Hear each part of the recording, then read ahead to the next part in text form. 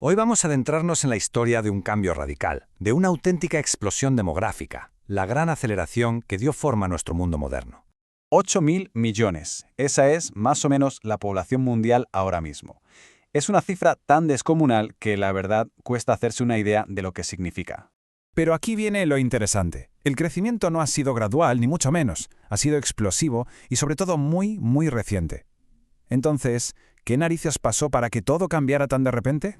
Para encontrar la respuesta tenemos que rebobinar, viajar a un pasado en el que la humanidad, vivía con unas reglas del juego totalmente distintas.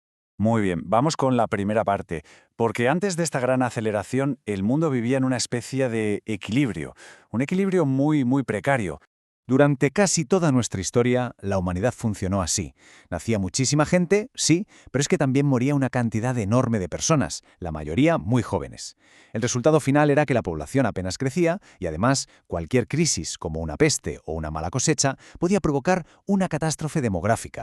Y este ciclo vicioso tenía un nombre, acuñado por el pensador que lo describió con una claridad casi brutal. A finales del siglo XVIII, Thomas Malthus se dio cuenta de un desajuste fundamental. La población, si se la deja, tiende a crecer de forma exponencial, pero la capacidad para producir alimentos, en cambio, crece mucho más despacio, de forma lineal. Tarde o temprano, el choque era inevitable. Esto es, ni más ni menos, la famosa trampa malthusiana. Y ojo, que no era solo una teoría, era la descripción de la realidad que había dominado el mundo durante milenios. Era como estar corriendo en una cinta sin poder avanzar nunca. Este esquema lo visualiza a la perfección. Es un ciclo que se retroalimenta. Vamos a desgranarlo paso a paso para ver cómo funcionaba este mecanismo casi de relojería. Todo empezaba con algo que en principio parece bueno, un aumento de la población. Pero claro, más bocas que alimentar implicaba que los alimentos básicos, como el pan o los cereales, empezaban a escasear. Y por la ley de la oferta y la demanda, sus precios se disparaban. Para la gente corriente esto era un desastre. Su salario valía menos porque la comida era mucho más cara. Esto llevaba directamente a la malnutrición, lo que debilitaba el sistema inmunitario de la gente y la hacía mucho más vulnerable a cualquier enfermedad. La mortalidad, lógicamente, subía. Pero la crisis no solo mataba más, también hacía que se naciera menos. Con un futuro tan incierto, las parejas se lo pensaban 2 veces antes de casarse, retrasaban el matrimonio y como consecuencia tenían menos hijos. Malthus lo llamó un freno preventivo. Y así, el círculo se cerraba. La combinación de más muertes y menos nacimientos hacía que la población bajase. Esto aliviaba la presión sobre los alimentos, los precios volvían a caer, los salarios recuperaban su valor y poco a poco se daban las condiciones para que la población volviera a crecer y el ciclo se reiniciara.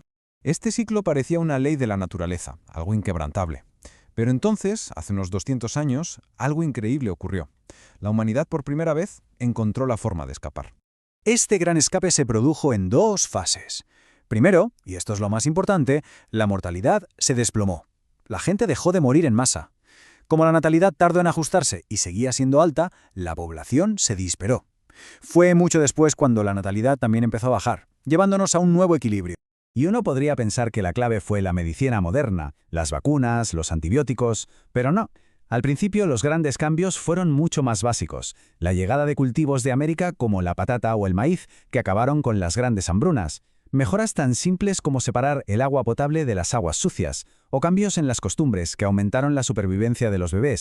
Y esto no es algo abstracto, tuvo protagonistas claros. Pensemos en gente como Angélique Ducoudray, en Francia. Recorrió el país formando a miles de matronas, enseñando prácticas de higiene y parto que hoy nos parecen obvias, pero que en el siglo XVIII salvaron la vida a incontables madres y recién nacidos. O la increíble historia de Ignaz Semmelweis. Este médico se dio cuenta de algo terrible. Los propios doctores estaban transmitiendo infecciones mortales de las salas de autopsias a las de partos. Su solución: algo tan revolucionario como lavarse las manos. Le costó que le creyeran, pero sentó las bases de la higiene moderna. Pero claro, que la gente sobreviva más tiempo es solo una parte de la ecuación. Para sostener a esa población creciente se necesitaba también una revolución en la forma de producir las cosas. El sistema antiguo, el de los gremios en las ciudades, era súper rígido, controlaba la producción y no dejaba espacio para la innovación. Pero en el campo estaba surgiendo algo nuevo, un modelo totalmente opuesto, flexible, competitivo, sin regulaciones y listo para producir a gran escala. La idea era bastante ingeniosa. Unos comerciantes llevaban materia prima, como lana, a las casas de las familias campesinas. Durante los largos inviernos, cuando no se podía trabajar la tierra, toda la familia se ponía a hilar y tejer. Esto les daba un ingreso extra fundamental y a la vez fue el germen de la producción en masa que luego impulsaría la revolución industrial. Así que ahí lo tenemos. La combinación de estas dos revoluciones, una demográfica y otra económica, fue lo que hizo saltar por los aires el viejo mundo y dio a luz al que conocemos hoy. Y este gráfico, bueno, es que habla por sí solo. Fijaos bien en la curva. Es prácticamente plana durante siglos y siglos. Y de repente, a partir de 1800, la línea se pone casi vertical.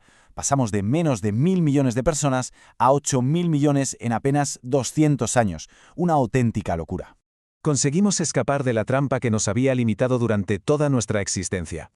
Pero esta gran aceleración ha creado a su vez sus propios desafíos gigantescos.